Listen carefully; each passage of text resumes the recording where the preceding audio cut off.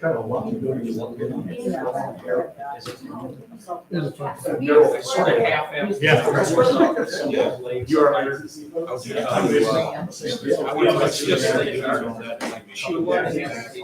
Now I make your point. You're gonna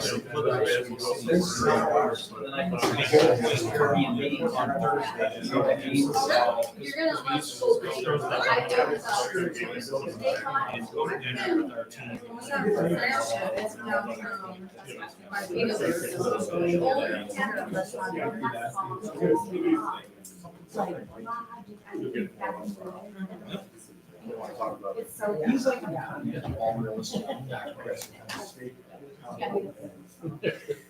All right, good evening, everyone. 6:30, call the meeting to order. Kim, you have roll call? I do. Perfect. All right, I need approval of July 13, 2023 agenda. Approved. Support. All right, any discussion? All those in favor? Aye. Anybody opposed? Motion carries. You have the minutes in front of you from the regular meeting held on June 8th, 2023. I make a motion to approve the minutes of the regular meeting held on June 8th, 2023, to be approved as presented. Any discussion? All those in favor? Aye. Anybody opposed? Motion carries. All right, I'll move on to the public comments. Anybody would like to address the commission on anything that's not already on the agenda? Please state your name. Nothing? All right. Public hearing. Our public comments will move on. No public hearings scheduled for this evening. We do have a site plan review for Sunoco Station Edition at 715 South Main Street. Thank you. Good evening, planning commissioners. So tonight, the first item on the agenda is a site plan review for the Sunoco Station at 715 South Main. This is the corner of Main Street and the mill. You all are probably very familiar with it. This is our location here. This is the property. This is the location of the street view, just so you all know what we're working with and talking about here tonight. The star there, I thought it's a little hard to see his location, our zoning map. It is zone B2, as are all of the properties immediately surrounding it. This is the existing site today. You can see here we have the existing building, 2 canopies, a large paved area, and just a grass landscaped area here. And this is areas landscaped as well. The rest of the site is asphalt. It's a large sort of parking area. This is the proposed site plan. Some major changes here. The reason for the site plan, I apologize. The reason for the site plan request is this proposed addition. So the applicant's adding on about 1,000 square feet to the existing 2,100, primarily to add more storage space. So we'll have more space to store goods and materials, not within the existing building. The actual footprint of the commercial building doesn't really change much. This is all geared towards storage. The applicant's also adding several parking spaces that are clearly not very well defined, so we're planning on adding defined parking here as well as here. A proposed loading area and then landscaping. Because the site is constrained, it's not a small site, but the vast majority of it is paved. There are several issues that you probably noticed in your site when as a planning commission, you all have to make a decision on whether or not we're going to waive the requirement or require a variance. So we'll walk through a few of those. So just a few minor outstanding issues. For the lighting plan, right now, all the lighting on the site is actually located under the canopies. So lighting for the site comes through the canopies and down. The applicant's not proposing any changes to the lighting because the lighting exists. There's no reason that we have to make them change it. We just need that more clearly indicated on the site plan itself. Waste receptacles and enclosures, we just need to clarify that with the new addition, there won't be any new mechanical equipment added to the roof or anywhere else that may need to be screened. It looks like there won't be. We just need to be sure to clarify that, and the applicant can probably do that. Lastly, for signs, the whole building facade is proposed to be changed and significantly improved. And so we just need to clarify, right now, there's a word that says food mart on the building. And so the applicant's planning on making some changes, and we just need to clarify whether there will be a future application for a sign permit, or if they're looking for approval of that sign today. Those are kind of the minor outstanding informational requirements. Any questions on those? Okay. So now we have our zoning compliance issues. The first one relates to building appearance and windows. So we have a requirement that for any building face that faces the street for which a building has primary access, so in this case, the building's on a corner, it has primary access to both 24 Main Street and the mill. 20% of the wall is made up of windows. So the portion of the building facing M24 meets that standard. The portion of the building facing the mill looks like it may not. We didn't have a calculation.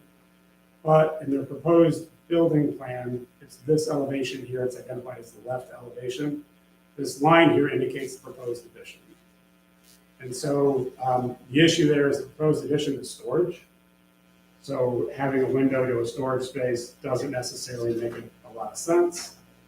And so in the zoning ordinance update recently, we added some language to provide some ability for the planning commission to grant a waiver, in this case, as it relates to building materials. So that's in section 715.01B or 3B.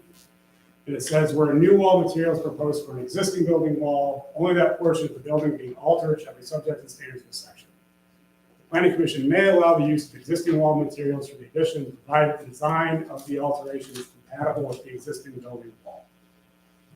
This isn't a perfect application to what we're dealing with today, because in essence, the entire building facade is being replaced. And so the question for you all is whether we feel like this standard applies and we're able to waive that window requirement, or if we would require the applicant to add more windows here to hit the 20% or seek a variance. So that's the sort of question in front of you all. As your consulting planner, I would say this is really up to you all in terms of how broadly you want to apply this new waiver that was created when the zoning ordinance was updated back in December. We can make a decision like that and it carries forward. So this strictly is worded as it relates to wall materials, and the question is whether or not wall materials also applies to windows. This is a portion of the zoning ordinance that's the beginning of this section of materials, and then windows follows. Does that make sense to everybody? So I think in the past, we've done these kind of one at a time before we move on to all of them. So you want to talk about this one first, and then we'll go to the next thing. Does anybody have any questions so far on? Yeah, I do. If we were to accept it as it is, does that set a precedent? Because we didn't go have the zoning board do a variance? You know what I'm trying to say? The precedent it sets, in my opinion, is that this sentence here about the use of existing wall materials, if you determine the design or alteration is compatible with the existing building wall, would also apply to windows, not just wall materials as you strictly look at. Okay. So in that case, what we're saying is if somebody's making an addition to a building and the windows they're proposing to add in the addition don't meet the 20%, but it's consistent with the existing design of the building, it meets all our other requirements, the addition can allow that and waive that requirement of 20% for windows. I like the way you worded it. I was just gonna say, I feel like the way that you just worded that makes sense, right? Because it may not apply. You all may get a request and you say, well, you should still have windows because the rest of the building should be applied. In this case, it is appropriate, right? The unique thing in this case, and the reason why I think it fits with the existing design, potentially of the structures, this isn't the main entrance, right? And so this is your main entrance. We have lots of transparency in windows and a pretty strong facade. This side is not the main entrance. We have some windows, but the way it's set on a corner, in this case, it's being consistent with how the building is designed and materials. The precedent we're setting is just clarifying that this section also applies to windows, not just building material. The way that section is set up is there's this section around applicability, which is where this comes from. It's at the beginning of that section on materials, and everything else follows. So if I heard you correctly, we wouldn't be delaying the process by accepting it as that stated.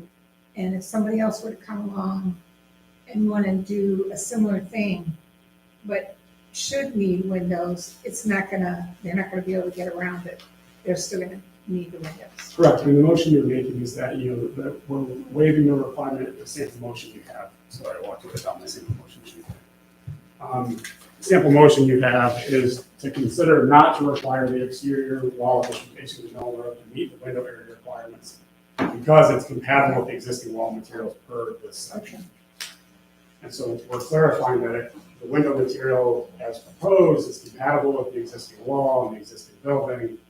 If we got a request where we felt like it really wasn't, or someone was removing windows, for example, it wouldn't be compatible with the existing building. In this case, we're keeping the existing windows that are there, just not adding on. And again, this facade of the building, they're only adding on a small portion. And again, it's And second of all, do you want me to address you first?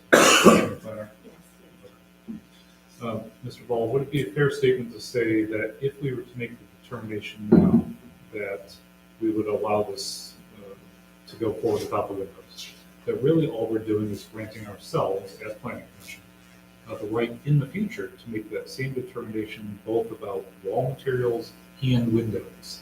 Because I don't see us losing any power in this. We're simply granting ourselves a power which seems to be thought of and permissible in the ordinance. I agree completely. And in this case, this was a new provision that was added back in December, and so we really haven't dealt with this at all. So it's the first time it's coming up and sort of is kind of determining half the building.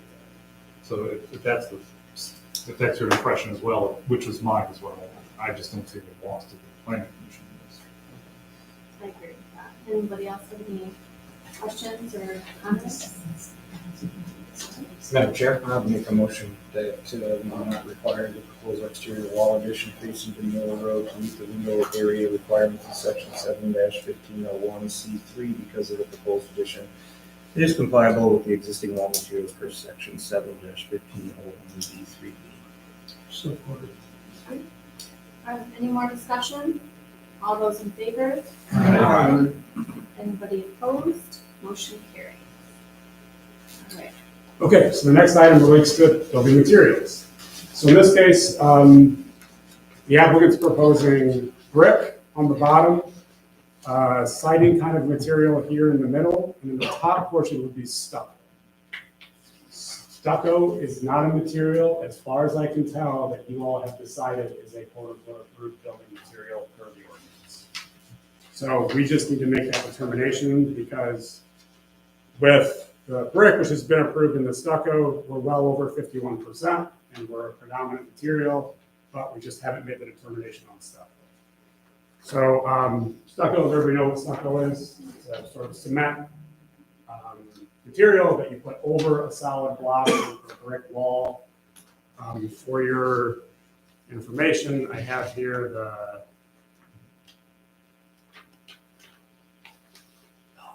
there it goes.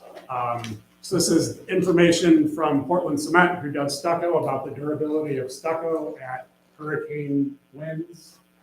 I'm not an expert in building materials, but what that says is that winds of 110 miles per hour, coated walls, we're able to resist water penetration with stucco. We don't have hurricanes typically, so certainly it's a fairly durable material, similar to brick or any other material that any cushion is. The nice thing about stucco is you can paint it and easily repair it. But again, it's a material that you all have. As far as Kim and I can tell, officially decided upon, so you can have that provision. These are comments made that in my experience with stucco, I know how well it holds up. And a particular house you mentioned is 85 years. Yeah. And you didn't even have to repair it or fix it. So in my opinion, stucco is a building material. Jason, it is stucco currently, correct? Just to clarify that portion is currently, so this is just gonna continue? Is that portion of the building stucco? No, it's all a lot. Well, brick on siding. And And so they're gonna restucco the existing building as well as the new one. They're gonna completely change the whole Change the whole facade. thing. Mhm. Commissioner Kelly? Madam Chair? I guess I'll make a motion to determine that stucco is, well, I'm sorry, is there any more discussion? Yeah, that's okay. Is any discussion or comments? All right. I'd make a motion to determine that stucco is a quality material eligible to be a predominant building material for section 7-15.01 D2. Support that motion. Madam Chair, before we move forward, I just have a brief discussion on this. So, Mr. Ball, my concern is, and I'm looking at the sheet 84 here, stucco backed by stucco bond and brick wall.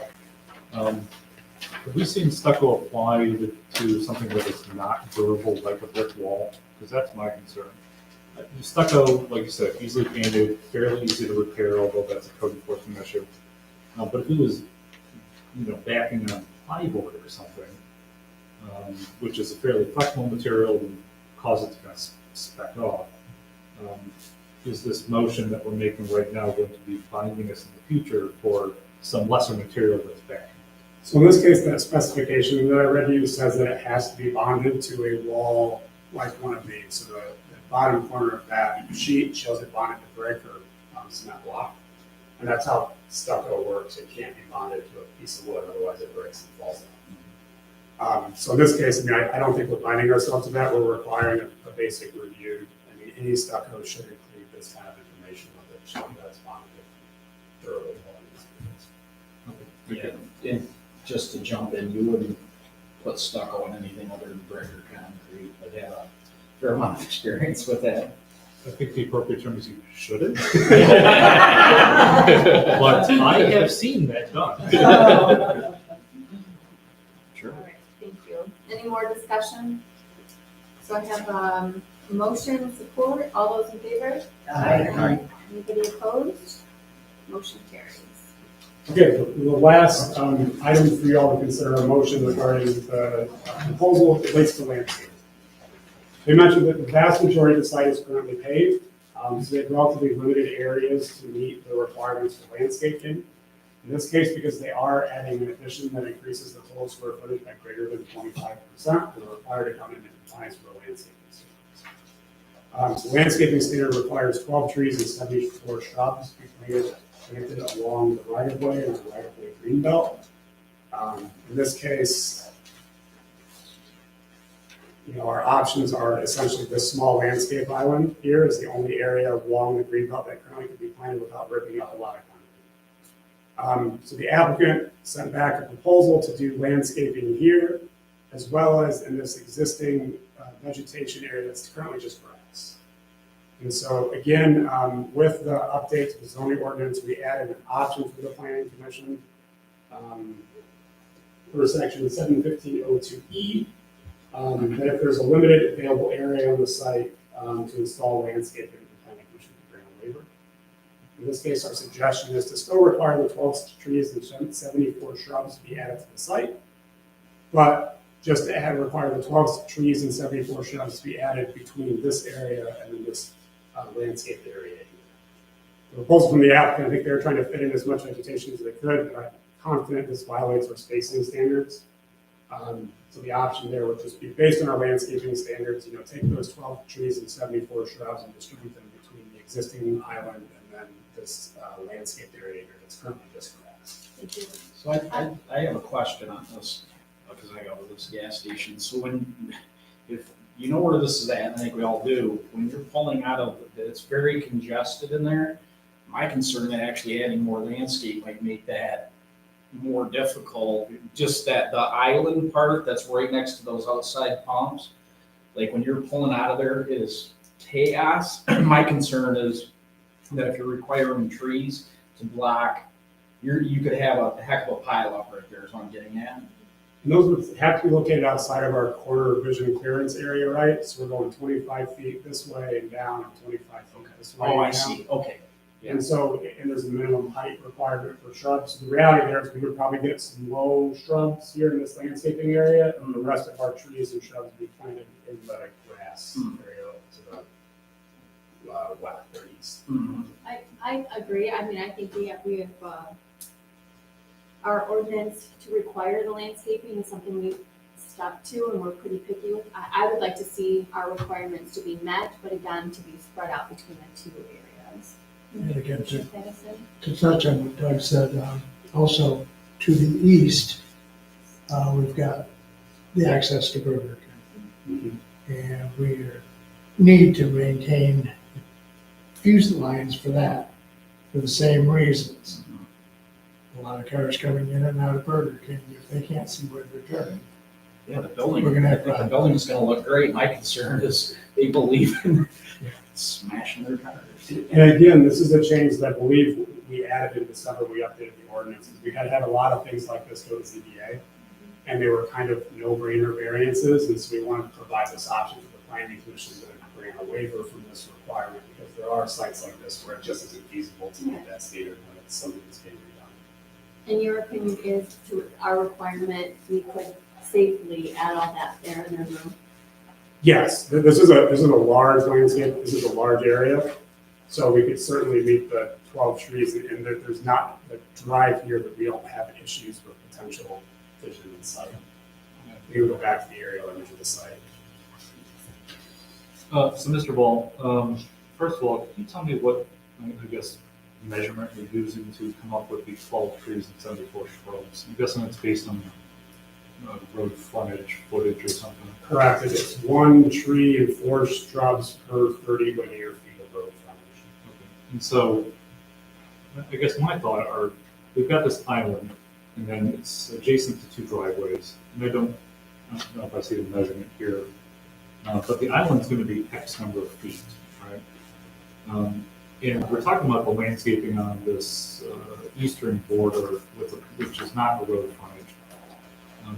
It just, I think you could probably fit 12 trees in here, but 74 shrubs is excessive. I mean, if we were talking about the whole perimeter, it makes sense. But, you know, we're adding onto a site that already exists. As you said, there's lots of concrete. I don't want to use the word punish, but I want to punish somebody to rip up concrete, pour a bunch of trees in there. We want to look nice, right? 12 trees, 74 shrubs. I don't know, it just seems like a lot to me. It says here applicants proposed 4 trees and 18 shrubs. That was what was located just in that landscaping island. Okay. So they have more than that proposed total. I didn't count all these, but that's what's located here.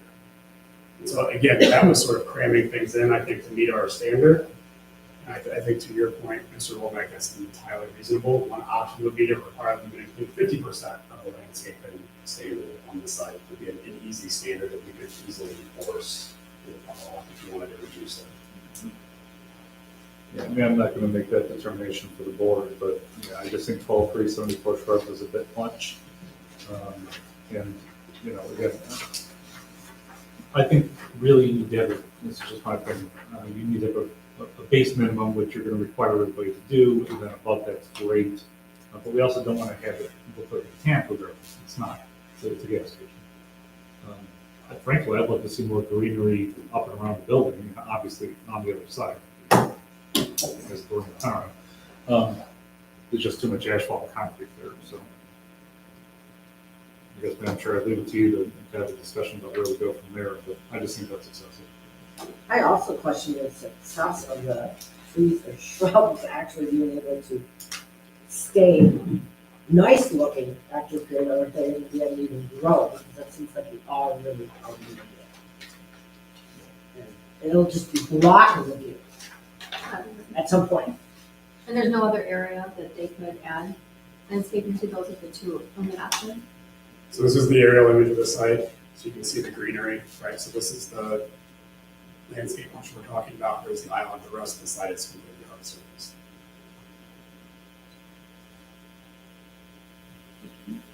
Any more discussion or any thoughts? Madam Chair, I don't see a really difficult problem with the 50%. And it's only 6 trees and 37 shrubs that goes down to on that. And it still is filling those areas up. And I do agree with you about our landscaping too. So keeping it, still there without, removing it completely. I think that would help out both us and them too. Okay, any other discussion? Well, I guess, do we have a motion on the table, like, any other questions, anyone? What I would offer is just for that motion, if you can, if you're interested in doing meeting the percentage of it, please just clarify that percentage in the motion, so we can apply that later on. Would you have to use the word variance so that it's, So the word we use is exception, and that's the word in Okay. Ordinance. Don't use the word variance. My only concern is I don't necessarily disagree that that's an excessive amount, I guess, just because we're putting it there, but then we've been very strict on our guidelines on our landscaping. And I mean, doesn't mean that we can't say this doesn't make sense for this project or not, but I think that's something that we have went over. That's my only hesitation with it. I mean, they do have the area to do it. But does that mean we need to make them do it? I don't know. But I still think that. Before December, you didn't have this option to grant an exception. This is new language as part of the amendment. So you're sort of setting new precedent here with this, because when we went through that whole process of amending the ordinance last year, I know this is one of those things that you all wrestled with a little bit. Yeah. You didn't want to reduce the landscaping standard, but you wanted to provide some flexibility, I think, for cases just like this, where obviously, like, it's just not physically possible to do it on the site, and the way the site's laid out, sure, it required to rip up concrete, ground, growth plants, and hasn't grown anything in a long time. Yeah, well, thanks for pointing that out, because you're right, I forgot, we did just add it, because that was something that we did. On making sense to the specific site. All right, so did we? I'll make a motion to grant an exception from the required greenbelt landscaping in section 71502 to 50% due to the limited available area on the site for installation of a greenbelt as permitted by section 71502. And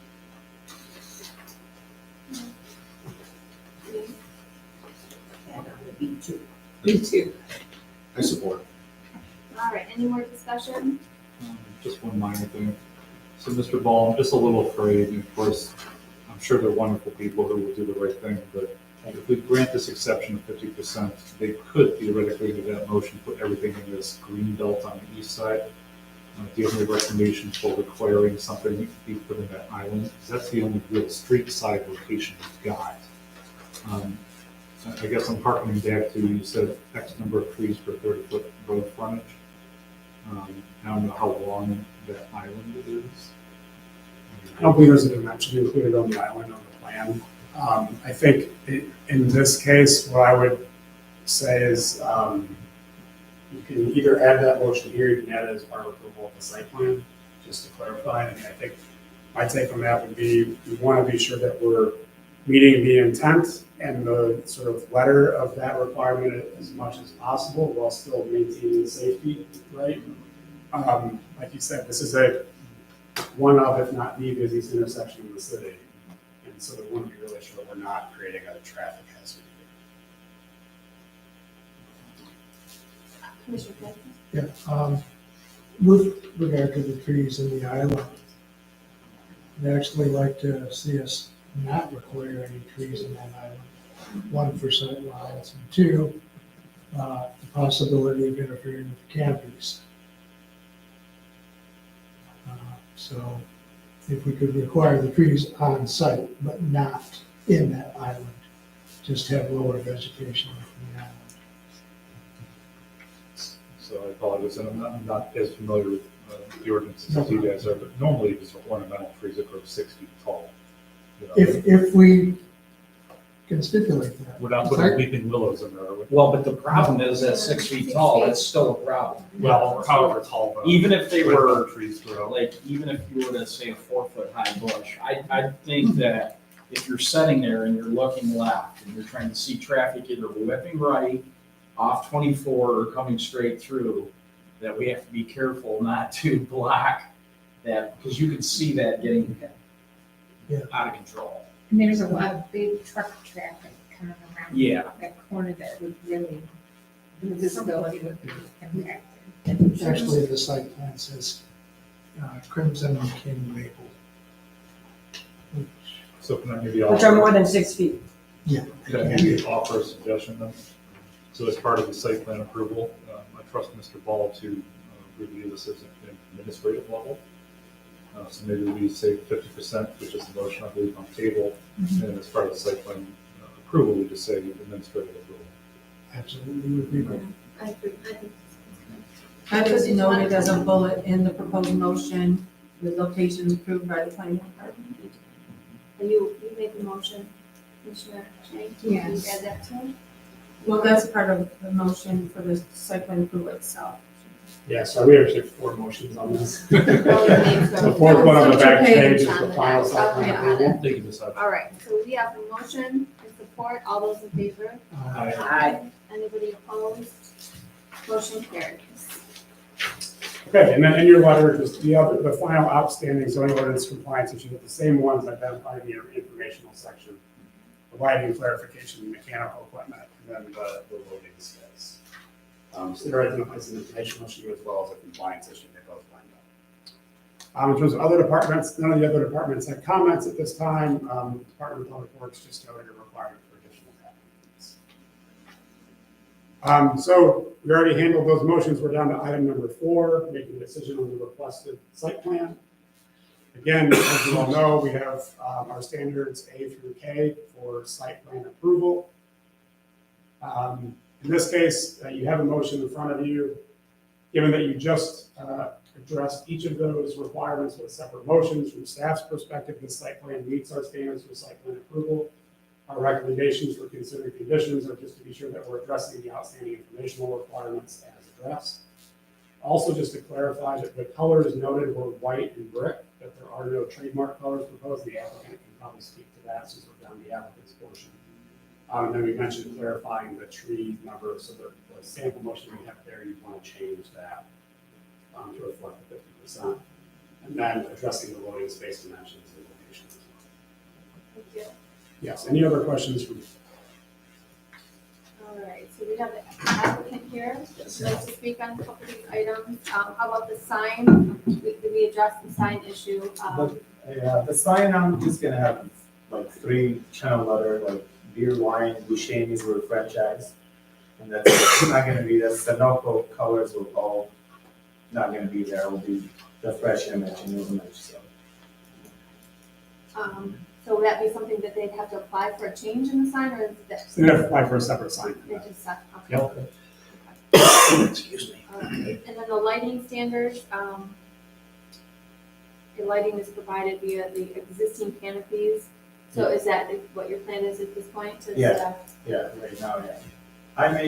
I haven't thought about it, maybe, I'm not sure if I'm gonna add something, because the current lights we have are more than enough, and I do have the lights on where the grass area right now, so it's very enough, more than enough, so. All right, and what about the mechanical, on the roof? On the roof, they're gonna stay, we're not touching that area where the compressor and cooling and heating, that's not gonna be changed, so they're just sitting exactly where it should. There's no addition to anything being No, added to no. in the new addition? No, we have 2 compressor and AC unit, so. Anybody else have any questions or, anything they want to go over with the applicant? Just, Madam Clerk, did you get the applicant's name for the record? Rakan, Just want to make sure you were who. yeah. It's not some random person walking on the street, you know. And did you have anything else to add for us? No, thank you. That's all. Thank you. All right, so would you have any more discussion? Any questions, Commissioner? I've never seen a gas station that was underlit. Yeah. All right, so based on the responses, is something you want to address? Motion, Commissioner Kelly?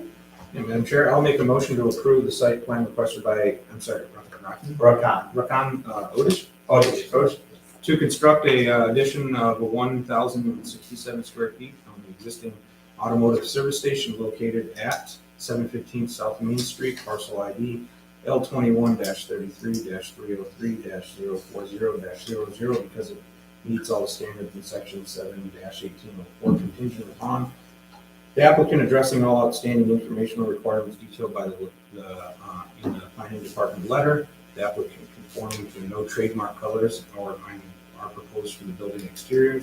The applicant updated the site plan to ensure the landscaping meets the spacing and planting or loading spaces dimensions on the site plan. Any support? Second that. And more discussion? I just want to confirm before we do it Sure. that you're not, you said the sign, there's no trademark colors, but you are, as far as the rest of the building goes. Yeah. You're staying with the brick and the Yeah. white. Yeah, I made just the two faces, facing 24 and facing apartment. I may have just the three words, beer, wine, and Buscemi's. That's it. That's not gonna be anything you have to do with Sunoco, so I wanna keep it, looks good and nice, so. Okay, great. Thank you. All right, so all those in favor of the motion? Aye. Anybody opposed? Motion carries. Thank you. All right. So we're gonna move on to other business. We have the zoning ordinance amendment for section Thank you so much. 7-2405 essential service.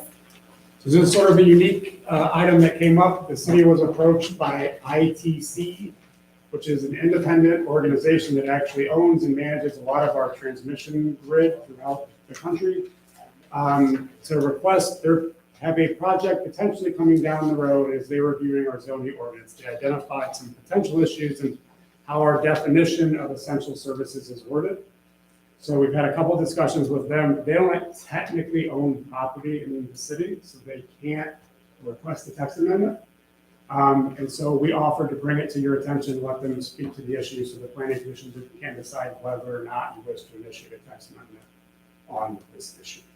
Does that make sense to everybody? So with that, I will turn over to our friends from ITC to give you their name and their role and let them talk. Come up here if that's okay. Yep. My name is Neil Bishop. I'm the senior area manager with ITC. This is my colleague Jeff Benstead, who's a legal counsel on this project. As Jason mentioned, ITC owns and operates the high voltage electric transmission system. Whether or not you know it, you've seen our infrastructure, some of the substations that you've seen, the electrical substations, those tall monopoles. We still have some of those steel lattice structures in here County as well. So you all know our infrastructure, whether or not you're actually familiar with it. So, and again, this text amendment was, just like Jason said, Mr. Ball said, this was something that came up during our ordinance review. We do have a potential project that we're working on with DTE near the DeMille Solar Park on John County Drive for a new substation, and then our portion of that would be to tie in that substation to the existing transmission line, which is actually east of City of Lapeer, or the east side of City of Lapeer, so it would be a new transmission line. The issue that we run into is with the word franchise. We are not franchising municipalities in Michigan. I know a lot of these ordinances that, not just in the city of Lapeer, but throughout the state, were written before ITC existed. This one was 78. This one, yeah, so this one was 1978. So we used to be, DTE used to be a fully vertically integrated company, but they own generation of electricity, transmission, and distribution. That means they made the electricity, they moved it, and they sold it. Around 2003, ITC was created, early 2003, ITC was created. In response to the blackout of 2003, which happened 2 days ago, Yes. 20 years. Yeah. So in response to the 2003 blackout, ITC sort of broke away from DTE. There were some investors that simply invested in the transmission portion of that vertically integrated company. So DTE still makes electricity, it sells electricity.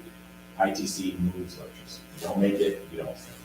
And so we are something different than DTE. And again, through our ordinance review, saw this language and went, it looks familiar to us. This is probably something that you haven't looked at in a long time. But it's familiar to us to see that sort of outdated language in there, and that's why we came forward with the request. And if you want to talk about. Sure.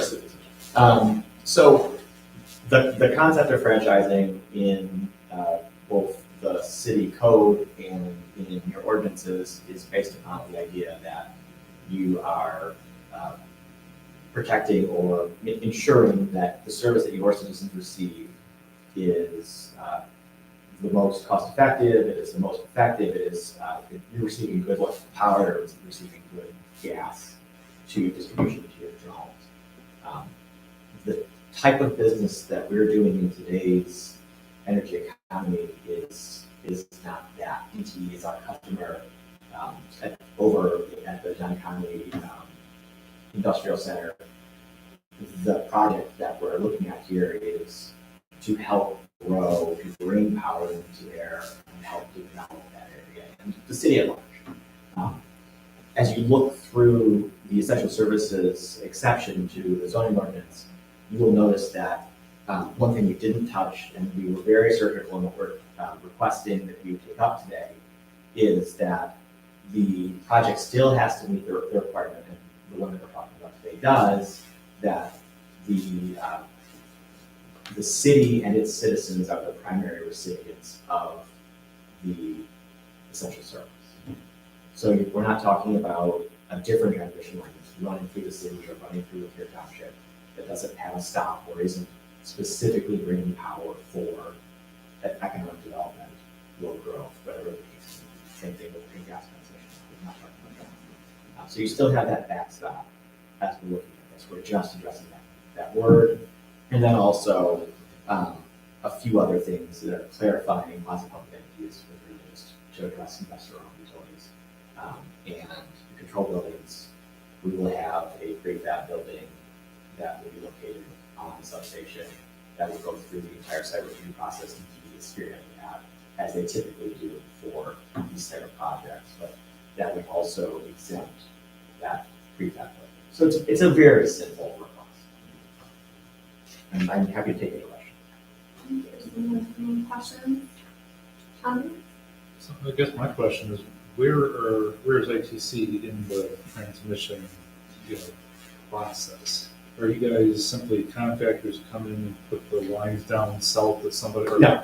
ITC owns and operates the vast majority of the electric transmission here in the state of Michigan, the state of Iowa, portions of Minnesota, Wisconsin, Illinois, and Kansas. But in the state of Michigan, we're based in Novi, and we are operating most of the lower peninsula. There's another company out of Wisconsin that operates in the upper peninsula, and there are a few either municipally owned or co-ops that also operate sort of the lower voltage transmission in some of the northern and western portions of the state. But we are not a contractor when it comes to building and maintaining these lines. We will own, operate, and maintain the transmission. And so there's a substation located in the city. I think it's just to the east of here, and the lines that run both north and south of here. ITC owns and operates the lines. DTE owns the real estate, but there's a high side and a low side to that substation. ITC owns all the equipment and operates and maintains all the equipment on the high side of the transmission side. PTE owns and operates everything on the low side.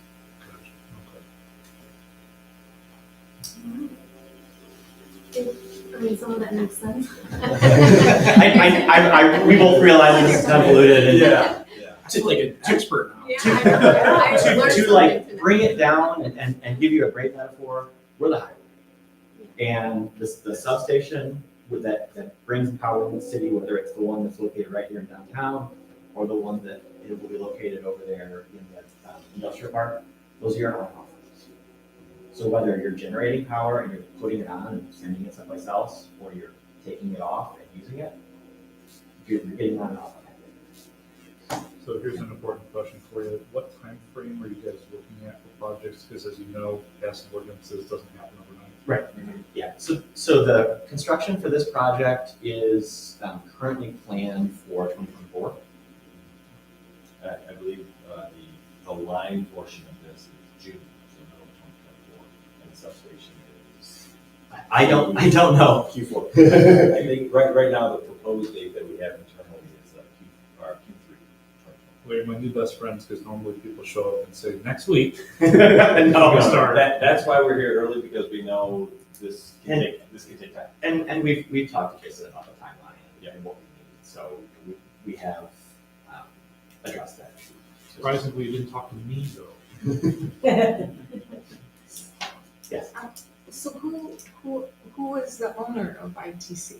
ITC is, again, it's an investor-owned utility, but the owner is Fortis Inc., which is a company that has a number of energy holdings throughout the country. They're based out of Newfoundland. So our word franchise, obviously you guys are not franchise because you're independently, Well, but the issue there is the way the code is designed here in the city in general is franchising would be for an incumbent utility to provide end user service to your citizens. And that's not what we do, and it's not how transmission really works. okay. I do have a question. Commissioner Roby? This may be relevant or not, but we have a power outage and one of your stations, something goes haywire. Are you guys the one that go there and like fix the problem, or is that through If DT? there's an issue with our station and our equipment, it would be us. We actually have That's an all, arm yeah. within the company, it's called, More than that. internal. So typically, your outages are at the distribution. If there's an outage with, our equipment, it's not the city of Lapeer that goes down, it's the tunnel issue. Oh, I got You you. know, and so we deal with, large lines. That's why that doesn't happen very often, because we only invest in transmission. Well, I'm kind of caught up in it because I know you're with the essential thing and the power outage you were talking about, if I'm not mistaken, that was the one over by Walmart and that substation went down? Is that the one that you're referring to? No, I'm talking about the one in 2003 that took out the entire system. Northeast. I got you, okay. Well, maybe that was part of it then. Yeah, I'm just curious about that because the essential wording, you know, if you're supplying power to hospitals, prisons, things like that, I mean, it seems essential, whether you're a franchise or not. Right. And that's really what the focus here is. His focus is updating the language to meet sort of today's. Commissioner Roby? Madam Chair, so the motion that's a second that we have written right here, if we were to make that motion, it's to reword that, or are we just dropping franchise? The only motion you're making is to initiate an amendment, because the amendment still process-wise has to be initiated, so you would actually see this amendment next month, and we'd notice it, and then you take action to make recommendation to the city commission. Commissioner Shane? So Canada is the owner of this branch of ITC? They are, like a parent company. We are an independent transmission company, owning and operating the high voltage transmission system. And we're located here in Michigan. We're a Michigan company. Okay, so the majority of ITCs are owned So by US interest-bound people, or are we ITC, looking at other countries? ITC is a Michigan corporation, and it is operated and entirely independent within the state of Michigan. There are other operating entities that are under the ITC envelope that operate in, again, Wisconsin, Other Iowa. parts of the country? Right. Fortis is sort of the bank. They're the ones that came in and purchased the conglomerate of companies, but it's no different than any other larger corporation purchasing without having any hand in it. So we're not talking about a foreign investor or So anything it's like kind that. And keep in mind as well, we are, we're regulated by the federal government and by the regional transmission operator who's responsible for essentially the mill. Right? Okay. Mr. Flynn? Yeah, I would like to make a motion to initiate an amendment to the city of Lapeer zoning ordinance section 7-24.03 to amend the definition of essential services. Yes, please, support. Support. All right, Jason, I have a question for you before we, do you see any issue with this as far as, you know, our ordinance is better than anybody, but like to make this change, do you see any potential? I'll be honest with you, there aren't many times that things like this go a little bit over my head. This is one of those. In this case, the change we're making is that franchise where, I'm sorry, I should have had a strike through it, and I thought it did, and somehow it got lost in the PowerPoint translation. But so what they're proposing was getting rid of that word franchise, adding the words or quasi-public control buildings. So I mean, all we're really doing here is we're clarifying that maintenance by public or quasi-public utilities. So that's the change, right? We're just getting rid of this word franchise, which frankly, in my opinion, can mean a lot of different things.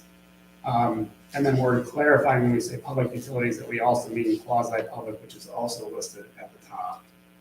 And at the bottom, we're just adding to including buildings other than control buildings or such buildings that are primarily enclosures. That's just clarifying what kind of buildings we're talking about, right? Control buildings could arguably still be included in that sentence. So in my opinion, no, it's not a substantive change. It's just something that I think for these folks doing this all over the state, they see this language often, and from their perspective, it's an issue. It really, for us, is sort of a cross the T's to dot the I's kind of thing, frankly.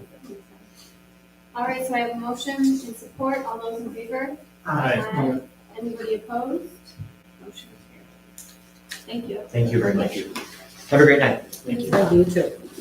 All right, so we're gonna move on to exterior building materials.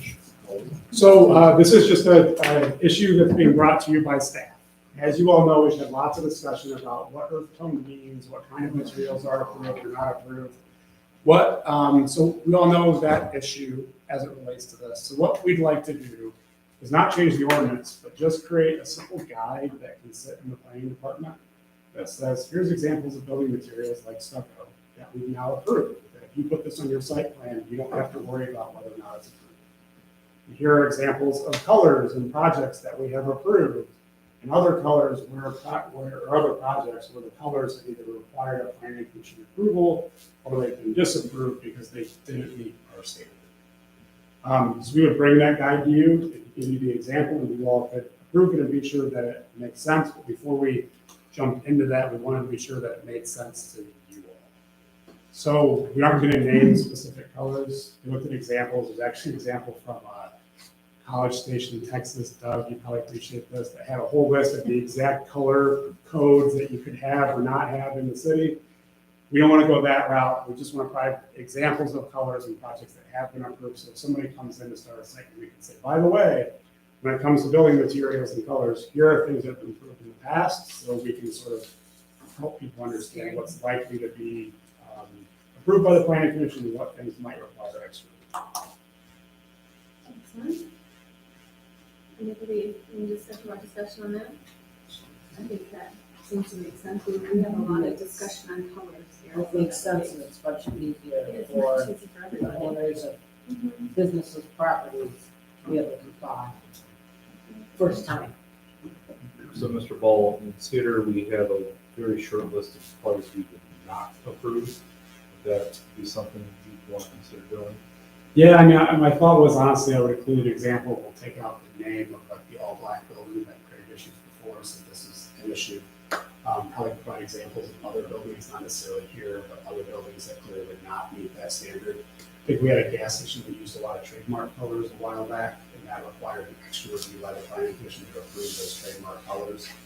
So just giving those examples, I don't want to name colors because everybody's definition of a color, depending where you buy your paint, is a little bit different. Bingo.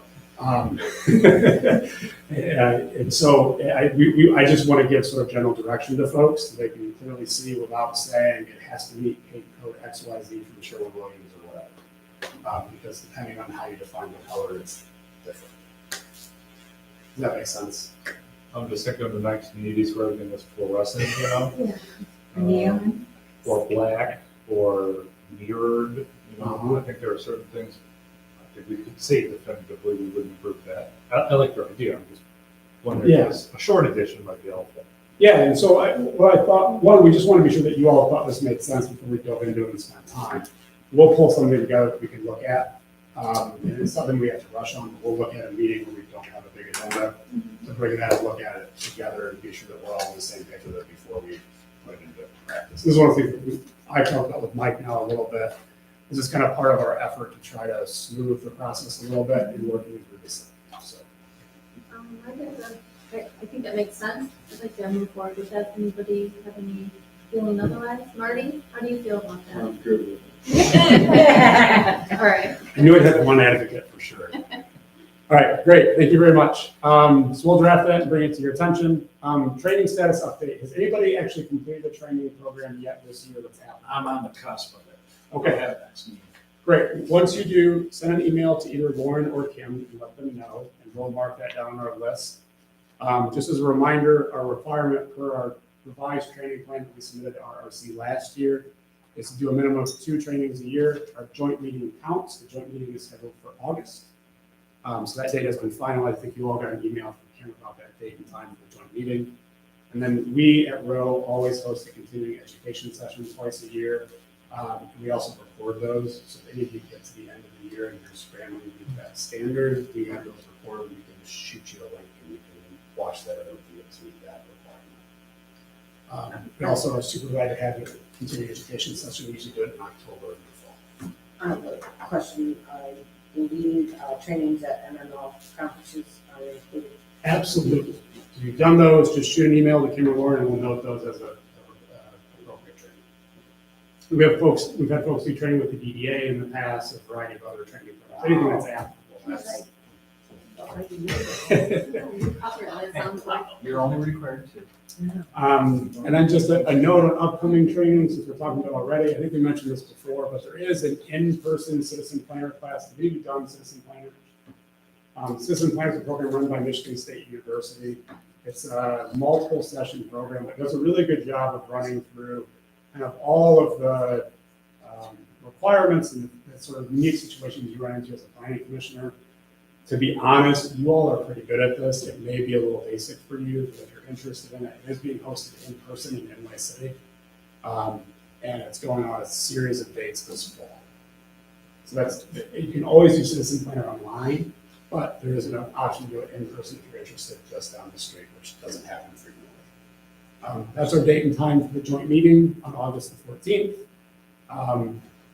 Michigan Association of Planning is doing their annual conference in October. And then just as a reminder, I don't know how many did this when the RRC originally came around. There's a training series all about the RRC standards that's online. You can always enroll.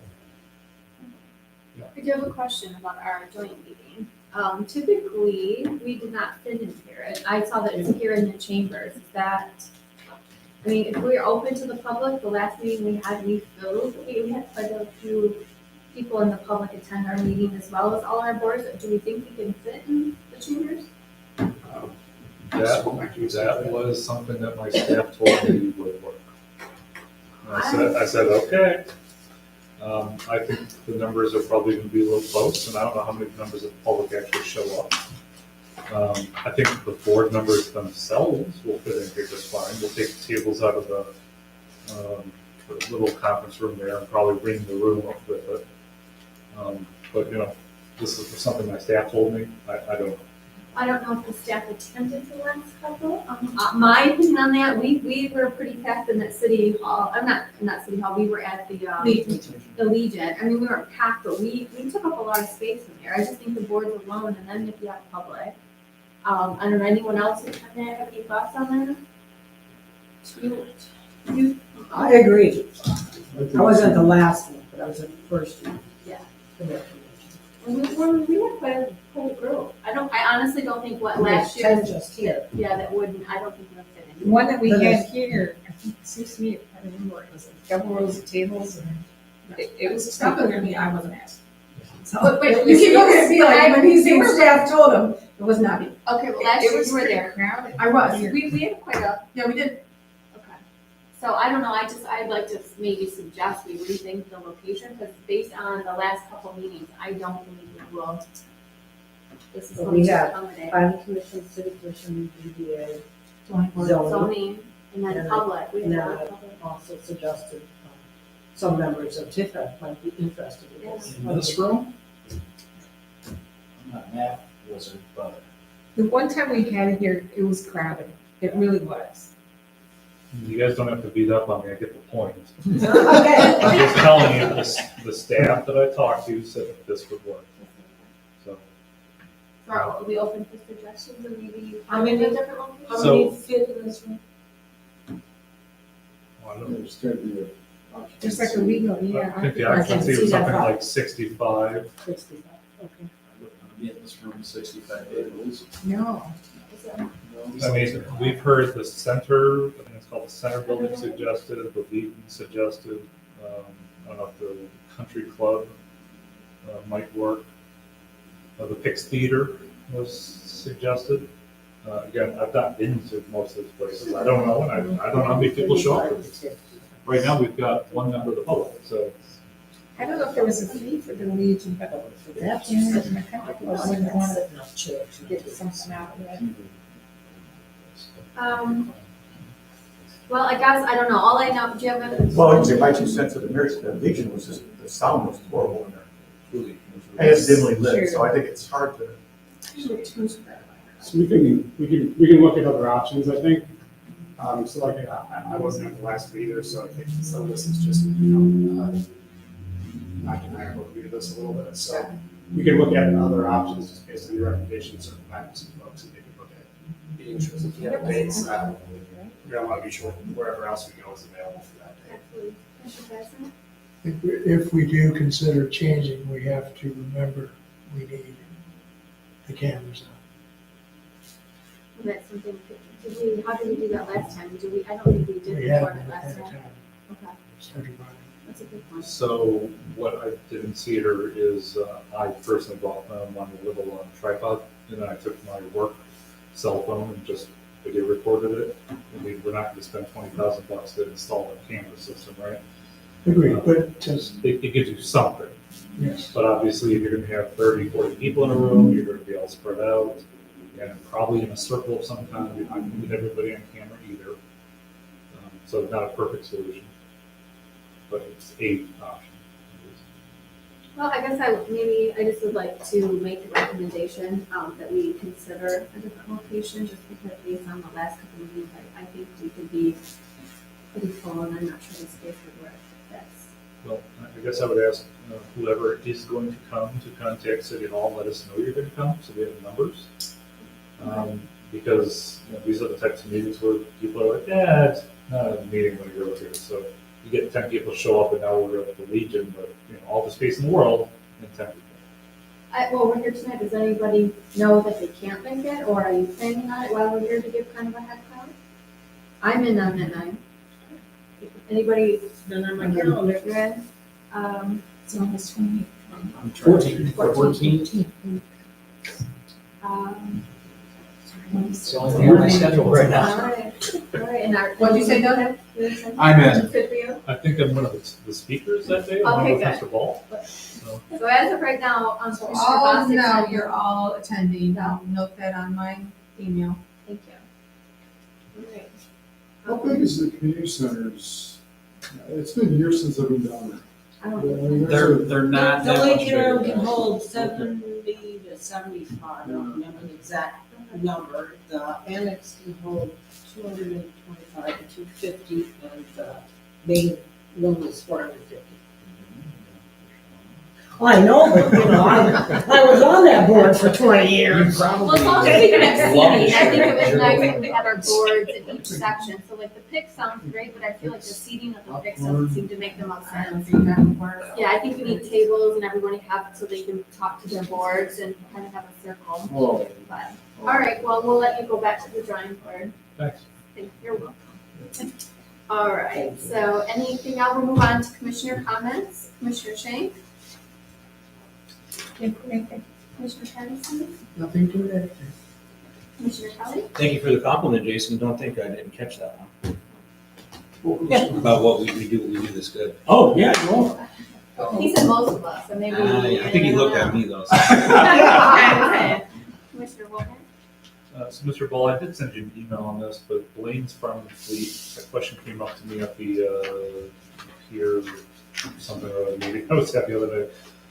Project status, site plan submitted, blah, blah, blah. I know we talked about this at our last development meeting. Just give me a real quick update. So I can- We actually just had an email forwarded to us from the county road commission on Wednesday? Monday. That there are some outstanding issues with the road commission that they are working through. So that's, the project is held up right now, just working through there are a lot of improvements that have to be made at Turtle Drive with the road commission, given the anticipated traffic. And so they're still working through those with the road commission. That's what I told him. Yep. Thank you. Commissioner Margaret? In that line, Tommy's Car Wash and Popeyes is hanging out there for a long time. I'm seeing in a lot of other communities, the Tommy's Car Wash. I wonder if I know that DOT obviously must have some input on it. So. Do you think it's gonna happen? Well, so we actually I get that just. question all the time. You guys are making this look good tonight. So we just, this last month or so, went back and followed up with all of those outstanding developments because we were getting kind of a long list. Okay. Popeyes, we've got revised plans and we set back a significant amount of revised comments. So they did submit plans with the new driveway. That's now been approved by MDOT as well as other items. With the new driveway, there were some other issues that triggered, so they're working on another revision from their revised site plan. So we would expect those back hopefully soon. On the list of follow-ups, there were maybe 11 or 12 of them. There were 2 that we didn't hear back from one right away. One of them was Popeyes. Followed up again and did get a response. And the response was, where are you from and what city is this? Or sorry, on Tommy's, the response was, where are you from and what city is this? So we haven't gotten confirmation yet, but it doesn't look right now like Tommy's is in a hurry to move forward. We were waiting for one small outstanding agreement from them, Small easement. an easement issue to be Goldfish, addressed. Top Coat. Yeah, so at this point in time, we aren't hearing much from Tommy's. Can't help but wonder if some of our color changes has changed their mind No, due I to don't. how it is in other I've seen areas. some other ones. Tommy's in particular, because now that I know what it is, they're all over Grand Rapids. Oh, And yes. there's gray buildings with red trim on a good majority of them. I can't imagine that was it. If you remember, the gentleman that was here representing them was a little thorny with one of our couple citizens here.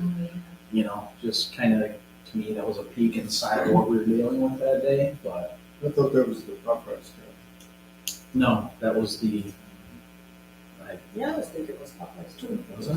Because it was the people on Baldwin Road that he was kind of. Yeah, maybe I got that. Yeah. You do.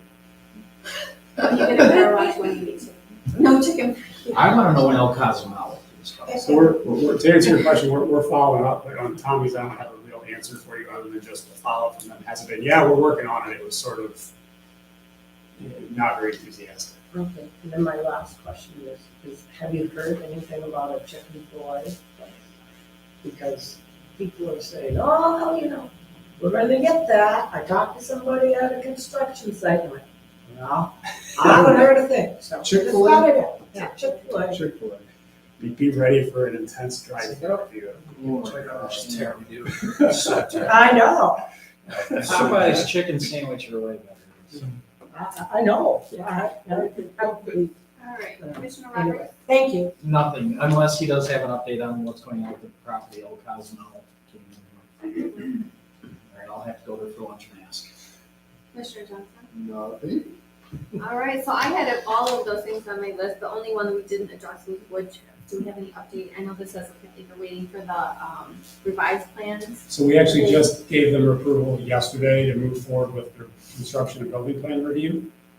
Their site plan, they have 2 little things that are outstanding from an engineering perspective. So we gave them approval to go ahead and move forward and start a building plan review.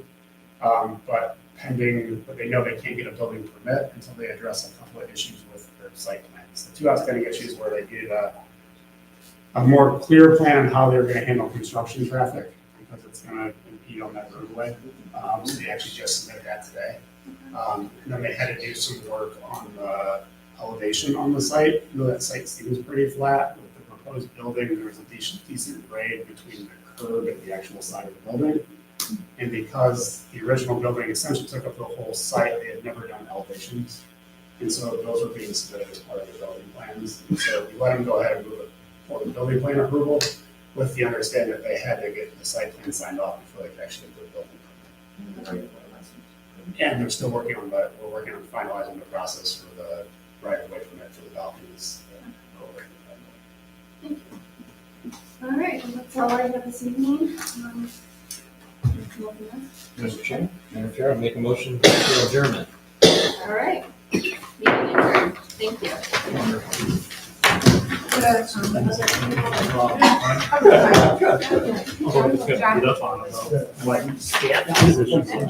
Hey, just so you know, I was here that one time. Do you know the time? That was at the very beginning before we read it all. I was at the last one in here. That was the last.